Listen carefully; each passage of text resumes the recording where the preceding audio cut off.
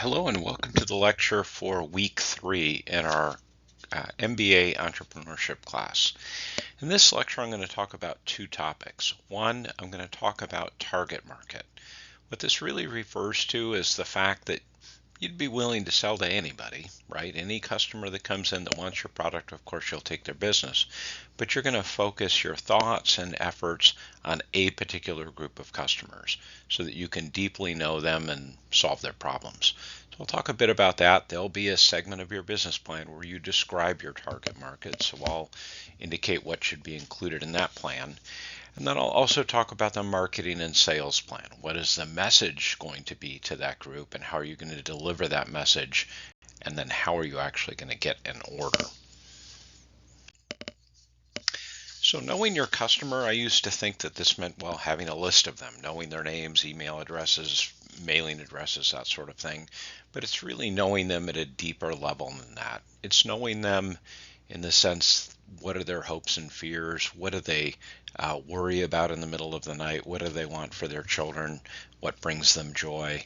Though knowing them at that kind of depth. So it really means getting a deep understanding of your customers, and that's necessary in order to know what are the problems that they have that maybe they aren't even aware of, or what are the solutions to those problems that they might not tell you about, that sort of thing.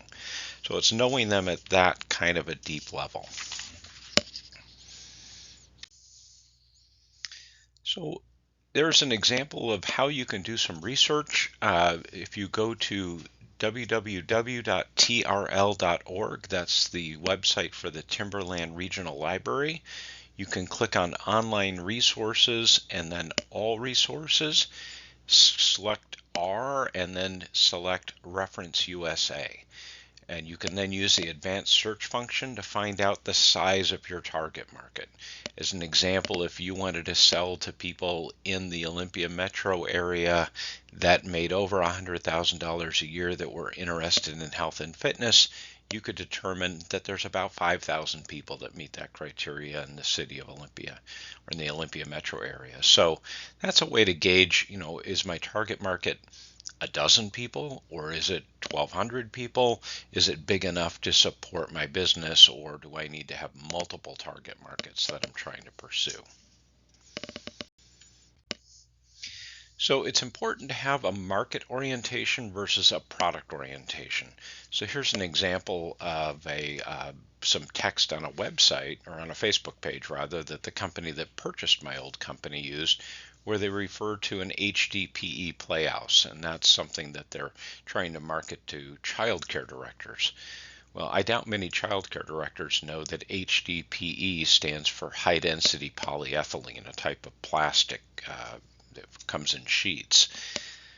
Again, that's a company that would use that kind of a language on a Facebook page is a company that is focused on their products, not focused on their customer. So the importance of that is that if you're not focused on the market, then you're going to get surprised. You're going to find out that customers don't want your product any longer, or they prefer somebody else's product.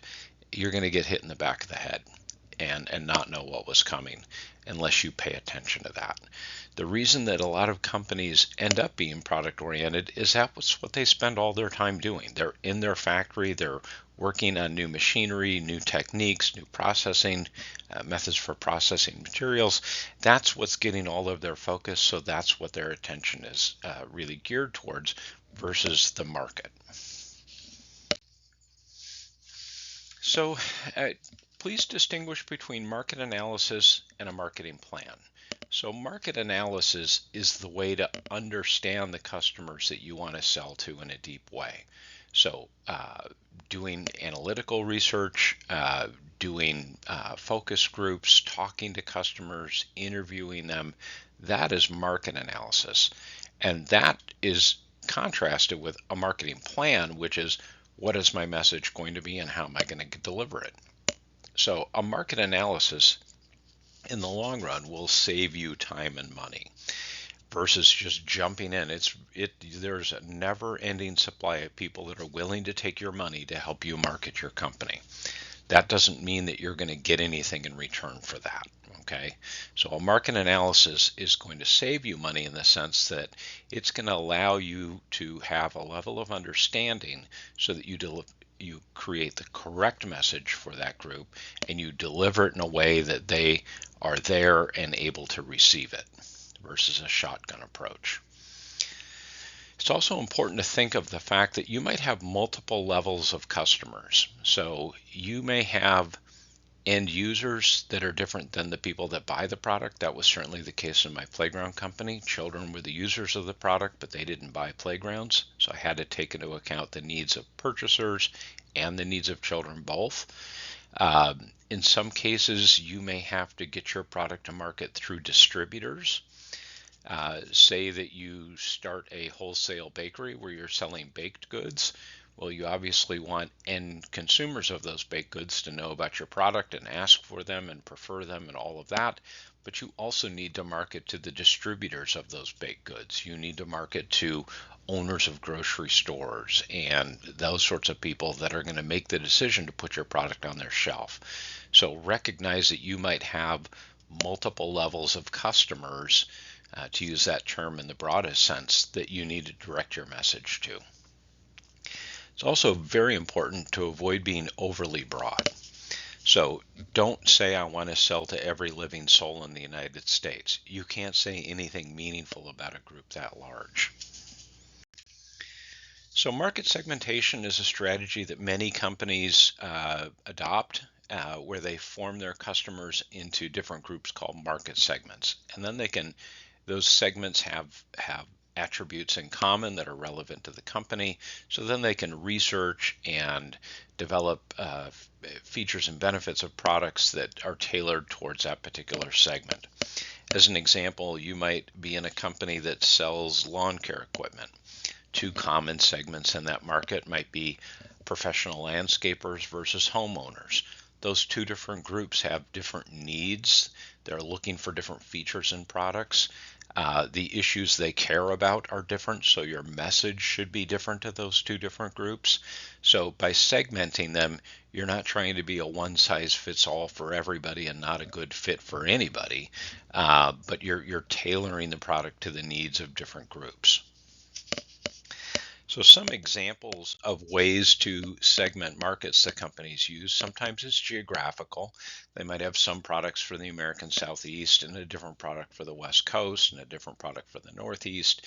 Maybe that sort of a thing. If it's an international company, of course, there are differences in culture and preferences in different countries. So that clearly has to be taken into account.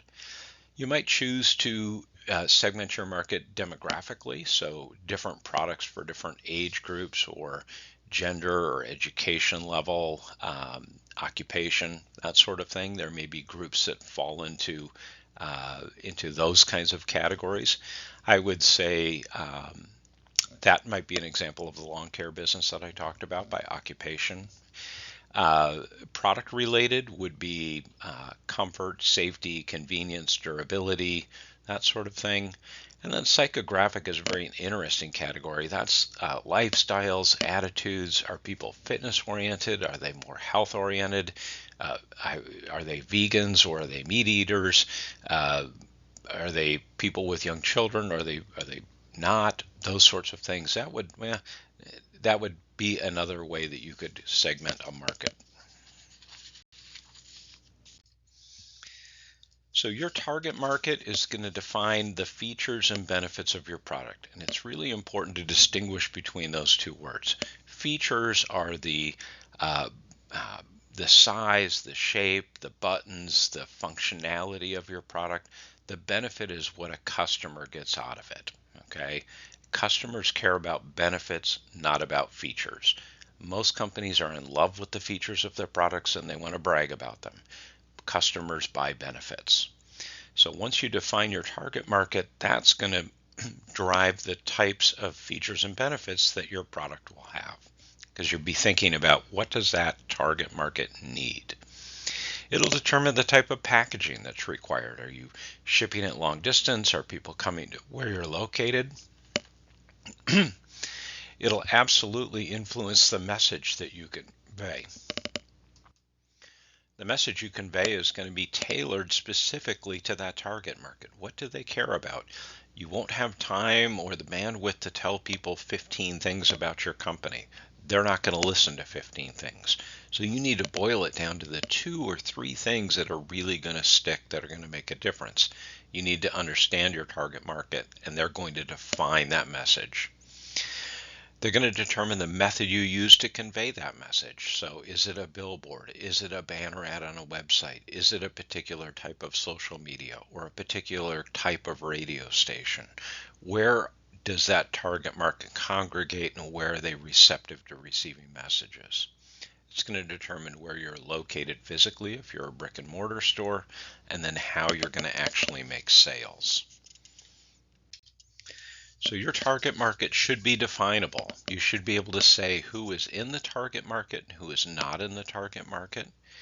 It has to be meaningful, meaning the attributes of that target market have to have some relevance to your company and your company's products or services. It has to be big enough to support what it is you're trying to do. If your target market is 5 people, that's probably not enough to support your business.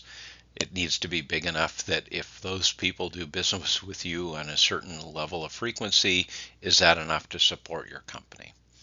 And you have to be able to reach them. So you use some ways to describe that. It may be how the demographics of that group, lifestyle of that group, or psychographic description of that group. So here's an example. Let's say that you want to start a dry cleaning business. And those of you that have your clothing dry cleaned know that there's not a lot of difference in terms of quality between dry cleaners. It's not like one dry cleaner does a great job, another one doesn't do as good a job. It's the decision on where you get your clothes dry cleaned is mainly based on convenience. So if I open a dry cleaner, I could easily say my target market is all of the people over 18 in Thurston County, because children don't get dry cleaning. So that's 235,000 people. So what can I say meaningfully about 235,000 people that live in Thurston County that are over 18? Nothing. It's overly broad. I can't really target that. So if I try to narrow it down, a process might be, well, maybe I want to target just professional people, right? Just people that have to wear nice clothing to work. So if I do that, I would look at, well, who is the largest employer in Thurston County? Well, the largest employer in Thurston County is the state of Washington, all the state agencies in the county. Now, they employ over 26,000 employees. So now I've narrowed it by about a tenth. And now I can focus on just employees for the state of Washington. Well, when I do that, not all agencies are the same. So some agencies are largely remote work now. They don't come into the office, so people don't have the same kind of dress code that they used to have, don't have the same need for dry cleaning. Some agencies have stricter dress codes than others. So I would look at, well, what agency is largely still in person and has a dress code that requires professional clothing? In that case, I might choose the Department of Revenue. There are 1,200 employees in that agency, largely located in one building in Lacey. So now I can target those 1,200 employees because I know that that group needs what I have. And if I look at the requirements of that group, again with my category being the key being convenience, I now can offer a solution to that department where I rent a step van and I bring their clothes to them at the end of the day on Friday, and I pick up the clothes that need to be dry cleaned for the next week. So I can offer that solution of convenience to that particular agency because I have narrowed it down. I wouldn't have come upon that particular solution if I was focused on everybody in Thurston County. I can also communicate with that group more effectively than I could the entire county. I can meet with the HR department at the Department of Revenue, tell them that I'm offering a special service for their employees that will save them time, and I could post flyers in their lunchrooms. I can get the message out to the people in that agency much more effectively and inexpensively than I can everybody in Thurston County. So that's an example of how you can use segmentation to reduce your target market to a group of people where you can meet their needs specifically and communicate with them easily. The company that I used to own, there's also an example there. So the market for commercial playground equipment roughly falls to 50% of the market being in park departments, where there are large cities and counties and small to medium cities and counties. Again, one group is those two different groups require different approaches and have different needs. For schools are about a quarter of the market. There's new school construction, and then there's PTA committees for after the school has been open for a while and they raise money to buy a new playground, replace the original playground. New school construction is largely driven by general contractors. They have particular needs, particular buying criteria, things they care about, things they don't care about. PTAs completely differently. Their children are playing on the equipment, so they have a much keener interest in the attributes of the playground where the general contractor wouldn't necessarily care about that. So different groups, different messages, different ways to reach them. So early childhood centers, that's on the remaining 25% of the market. And there are large preschool chains like KinderCare and Tutor Time and those large companies. There are corporate preschools, so large companies that have preschools on site for employees. There's kind of independent or mom and pop type preschools. Backyard swing sets would be what they buy. And then there are what I would call hippie preschools, so schools that want kind of a more art-centered, outdoor connection to nature type of an approach to educating young children. And there's a lot of parents that want their children to have that experience. So I focused on that particular segment within the early childhood market. I went to conferences for that group. Like, what do those people talk about? What do they learn about? What do they care about? Several conferences I went to, the keynote speaker was Richard Louv, a person that wrote this book, Last Child in the Woods. And the basic premise of this book is that there is something called nature deficit disorder. That children, because they're largely indoors on devices, not outside climbing trees, playing in piles of leaves, exploring small streams, that sort of thing, because they're not doing that, they have a disconnection with nature, which leads to a whole variety of different kinds of problems, including ADHD. So literally, I would go to a conference and people were carrying this book around like it was their Bible. They really fully bought into what this person was saying, and they were looking for somebody to offer solutions for their outdoor play space that were consistent with what the message of this book was that they wholeheartedly believed in. I came back to my company, looked at the products we had, and said, how can I develop something that addresses what these people are looking for? So I took our standard playhouse and I added about $10 worth of parts to create planter boxes on both sides of the enclosure of this playhouse. And I created what we refer to as a green thumb potting shed. And these sold like crazy. And more important than just the sale of this particular product to that group, it communicated to that group that we believed in what they believed in, that the things that were important to them are the things that are important to us. And so that opened those customers up to not just purchase this green thumb potting shed, but purchase a whole additional range of products. And as we got from us, and as we got closer with these customers and met with them and talked with them, they told us about other things that they wished that they could purchase, like sandboxes with water features in them, and things like that, that we further developed based on this group of customers feeling like they could trust us to satisfy the needs that they had if they communicated that to us. So it gave us a very strong foothold in an important market that my competitors were largely absent from. So the target market section of your business plan should include a detailed description of the target market you're pursuing, or if there are multiple targets, a description of each of them. It should describe what that group's unique needs are, unique relative to all other potential customers. So what's special about that particular group needs to convey the fact that that market is ready for your product, why they would be willing to buy from you, and then what strategic opportunities present themselves based on that. So now into the second part. The objective of marketing is to communicate with that target market that you've defined. It's to motivate them to not only purchase from you, but to visit your website, to ask for a demonstration of your product, to ask to speak to a salesperson, to ask where they can go find your product. All of those things, not just purchase, but it's to motivate them to engage and interact with your company. And then finally, it's a method to secure that target market, to bind them to you, to make them loyal to you, so they're not going to jump to the next company that has a product with an additional feature that you don't have. Not kind of jump from flower to flower, but to stick with you.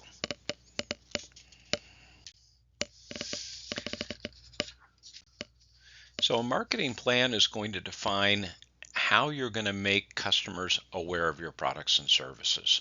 So what methods are you going to use to get in front of them? Is it demonstrations? Is it emails? Is it ads? What is it? How are you going to let them know about what it is you're doing? And then once you connect with them, what is the message that you want to convey? And again, like I mentioned before, you're going to have a list of the 15 amazing things about your company. You're not going to have the time to tell somebody 15 things, and they're not going to remember 15 things. So you have to figure out, of those 15 things, what are the 2 or 3 things that I really want them to know, that I really think they're going to care about, and they're going to motivate them. And then what are the specific methods you're going to use to get that message to them and then reinforce that message. They can't just hear it once, they need to hear it repeatedly. And then how you're going to actually ask for the order, get the business, make the sale. So it's important to focus on what customers want. And here's kind of an easy way to remember 5 F's. They want functions. They want something that meets particular needs. I want a leaf blower that has a powerful airstream, is not too loud, and will actually clear my yard of leaves, that sort of thing.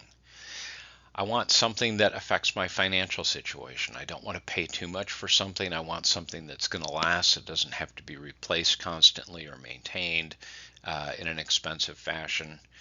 I want freedom. It needs to be convenient for me to purchase and use. I shouldn't have to travel a great distance to get it. It should be easy. Feelings, this is really important. It's important to think about how your product affects the way people feel about themselves. If you can position your product in a way and deliver benefits that cause people to feel better about themselves, that's a really powerful motivator for action. Tom Shoes is a good example of this.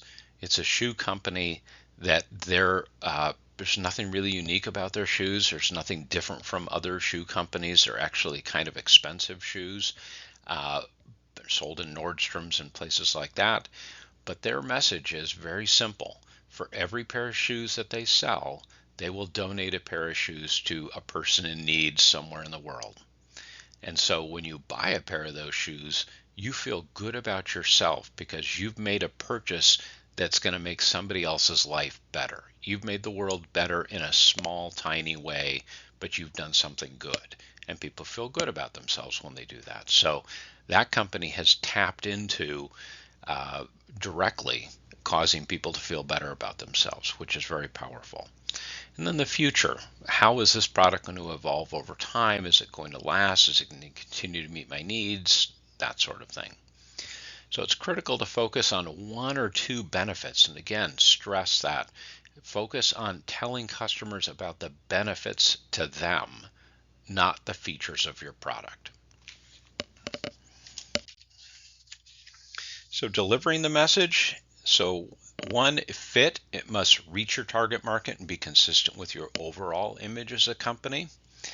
It's important to try to use more than one method, right? To have say you might have an ad in the newspaper, and then you also have something in social media that the same customer might see, and you might have something on a radio that they might see or might hear. So they're getting the message from different sources, and that all reinforces what they're hearing. Repetition. I was really surprised at how many times a customer needed to be exposed to a message for it to stick and for them to internalize it and understand it. Microsoft did a study that it takes at least 6 occurrences for somebody to remember a message. And then affordability, bang for the buck. You don't want to take a shotgun approach. Again, there is a never-ending supply of people that will be happy to take your money to run ads for you, but how much are you actually getting? What benefits are you getting from those ads? And it's really, really difficult to kind of close that loop and say, I spent this much on this ad, what did I get from it? That's a real challenge.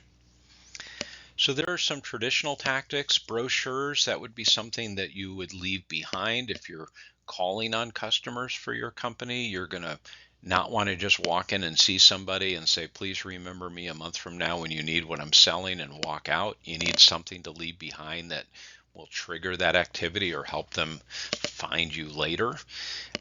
You might do print advertising, so being in magazines or newspapers or that sort of thing. That's relatively expensive and can be overly broad. When I say overly broad, I mean you're paying to speak to a whole bunch of people that are not in your target market. Broadcast media is certainly that's the case. Everybody who has a television on is going to see that ad, whether they're in your target market or not. That's very expensive.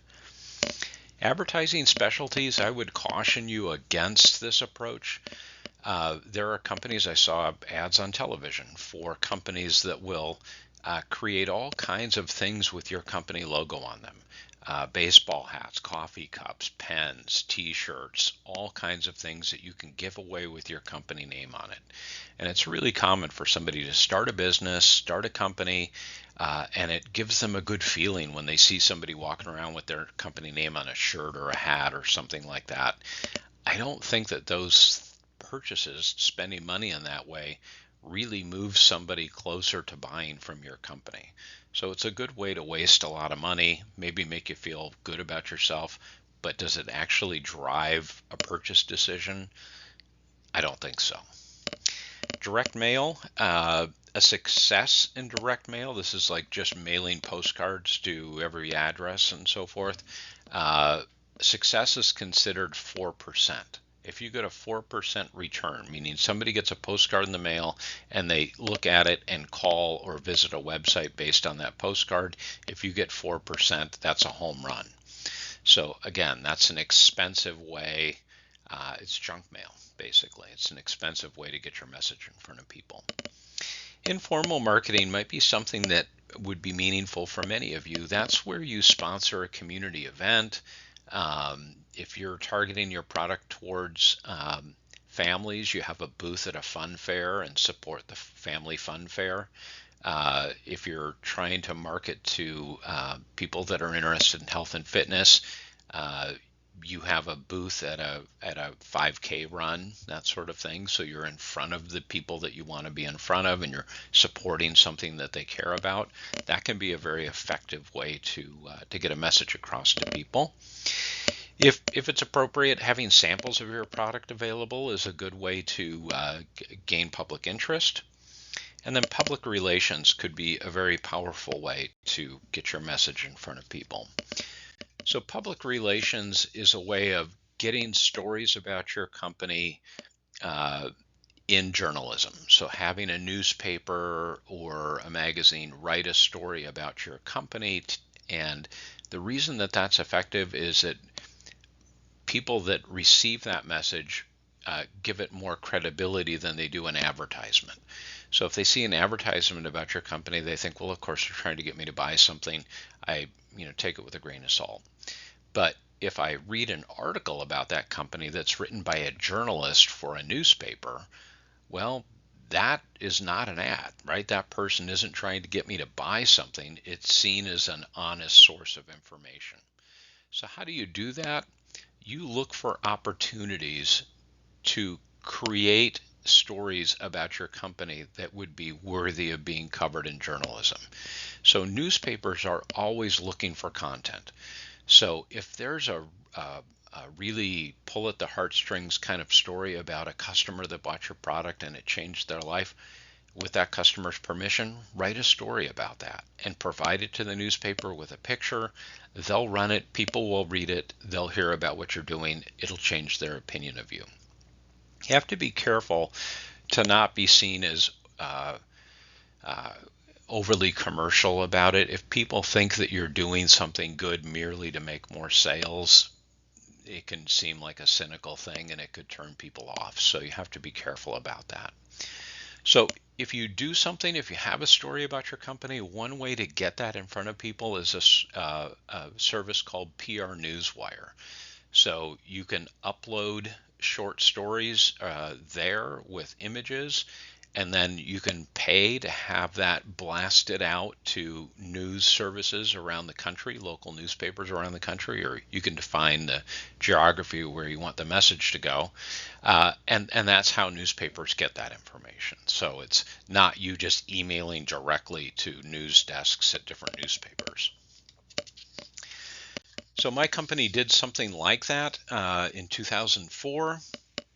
We donated a playground through an organization called Save the Children to a girls' school in Basra, Iraq during the war. I wanted to convey primarily to my employees and my independent sales network that children really were at the center of everything we did. And I wanted, I think actions speak louder than words, and I felt that doing something unusual like this would really capture people's attention and clearly cement in their mind what our priorities were. So I contacted Save the Children, told them what I wanted to do, asked for if they would cooperate with me on that, and they were happy to do that. So I manufactured a playground, put it in crates, figured out how to ship it to Kuwait City.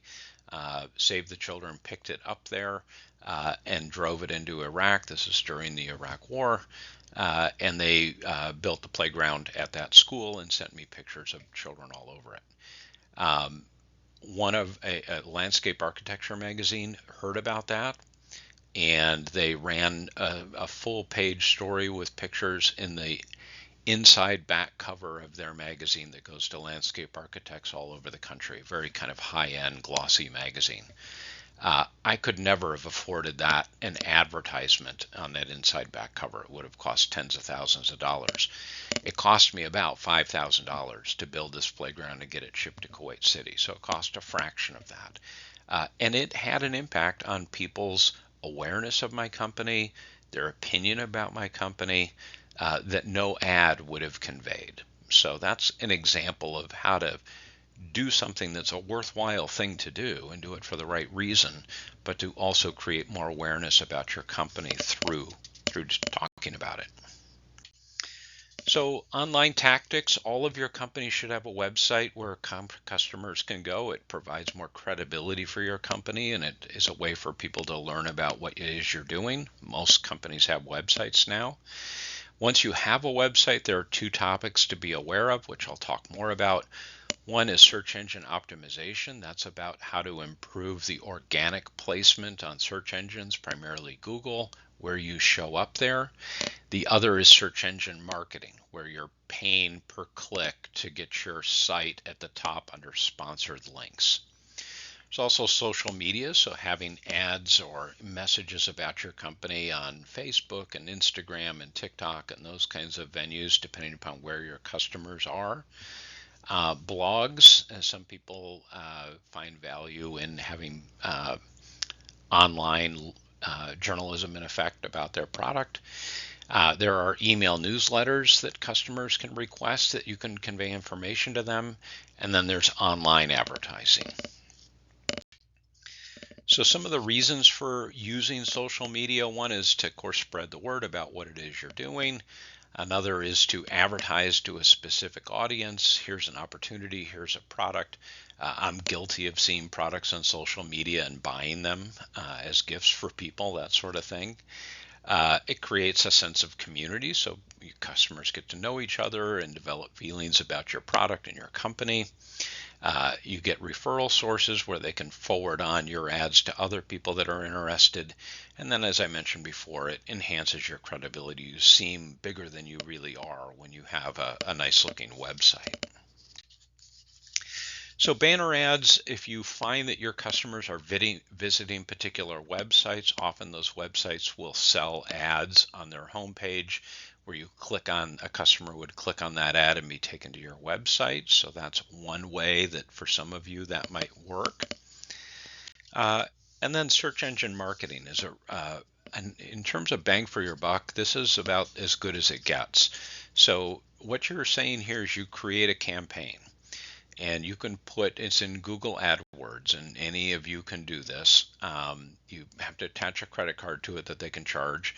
And you decide on what kind of keywords, in this case it was outdoor fitness equipment, you decide all the different keywords that somebody might be typing in a search bar on Google, and what are they going to get in return? What's going to come up in the top sponsored links? And you bid a dollar amount per click. Now, the reason that I like this and the reason that I use this quite a bit is that I know then that I am attracting people that are actively looking for my product. It's not a billboard on the side of the highway where I'm talking to a whole bunch of people, some of whom want my product, some don't. I'm just talking to people that are looking for what it is I have to sell. So I was more willing to pay money to get those people to my website than just about any other way of doing it. Now, it's important to recognize that you can set a daily limit. So when it gets to $50, stop, so you don't end up getting a bill for thousands of dollars you didn't anticipate.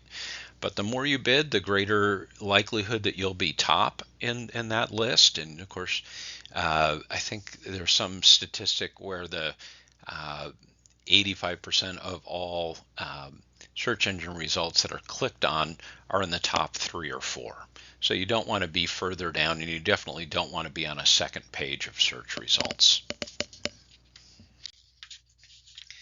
So I mentioned newsletters earlier. One of the things I did when I was working with this outdoor fitness company is I realized a lot of my customers, when I talked with them, they thought the product was great. They really wanted to provide free opportunities in their community for people to exercise outside without having to join a gym, but they didn't have a budget for it. They didn't have money for it.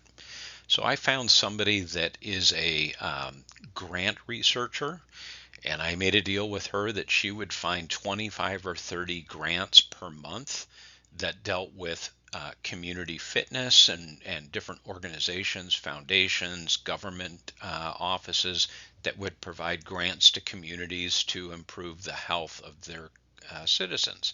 So she would find 25 or 30 different grants organized by state. She'd provide that to me in a Word document each month.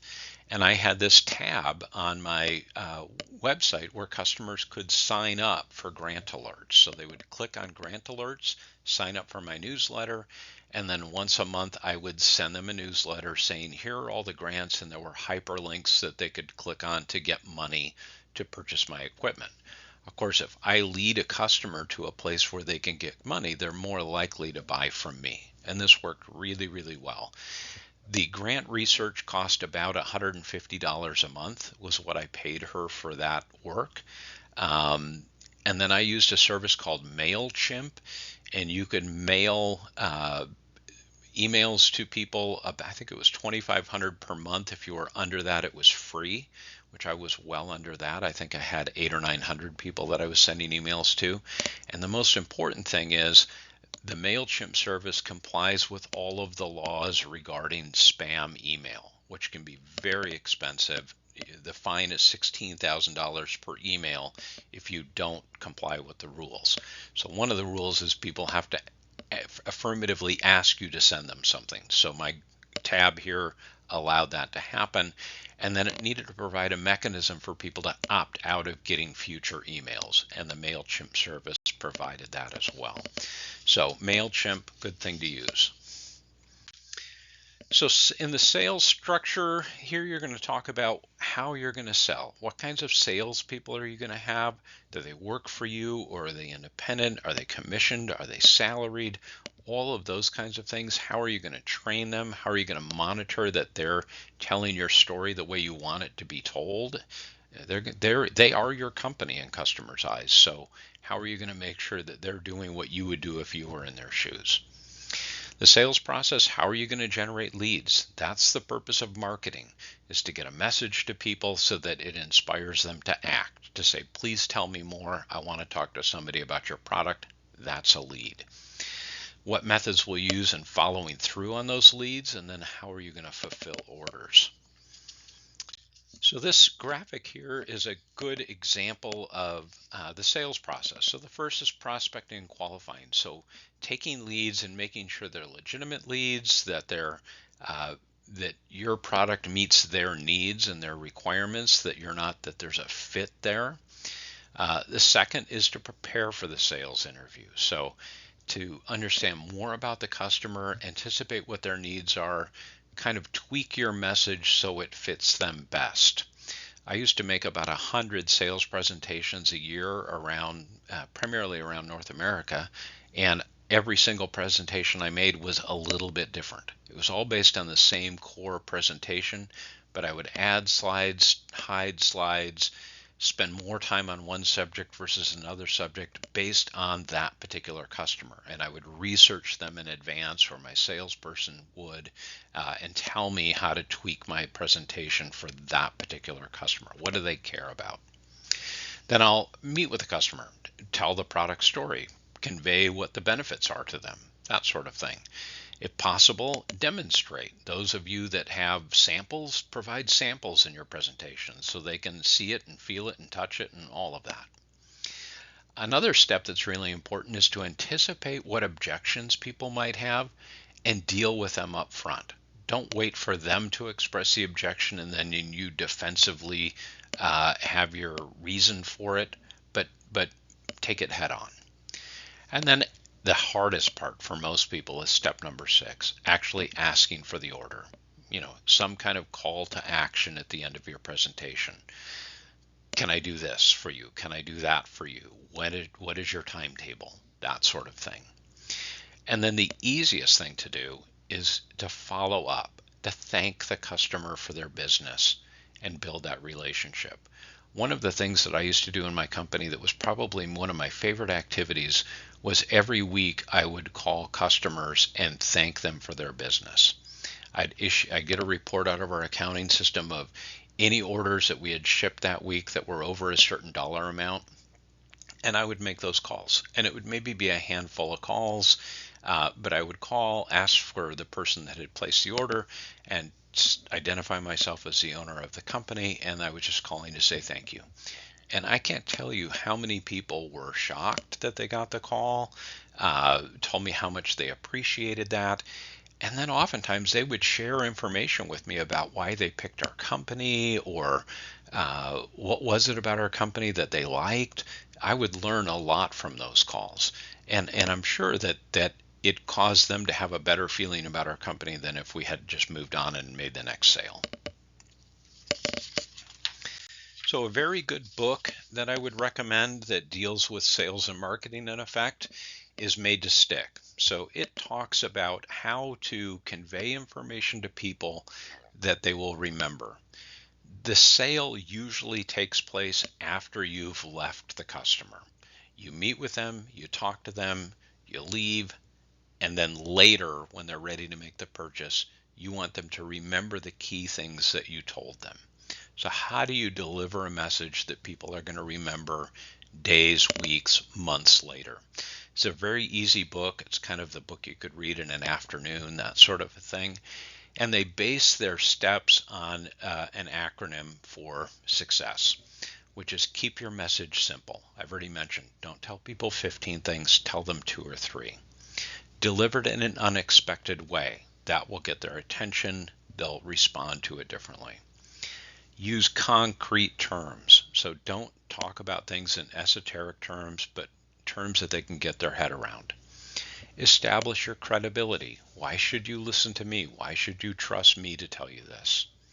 If you can work emotion into your pitch, that's also very effective. And then telling stories. People remember stories, they don't remember bulleted lists. One way that I did this in my sales pitch is I would often use some part of my sales presentation to talk about environmental issues, about the importance of using recycled materials so that there is a market for recycled materials. Otherwise, they just go in a landfill. And I would talk about how we used recycled milk jugs. And I would state the fact that a milk jug, a plastic milk jug, takes about 450 years to decompose. Well, that 450 years, that sounds like a long time, but what does that really mean?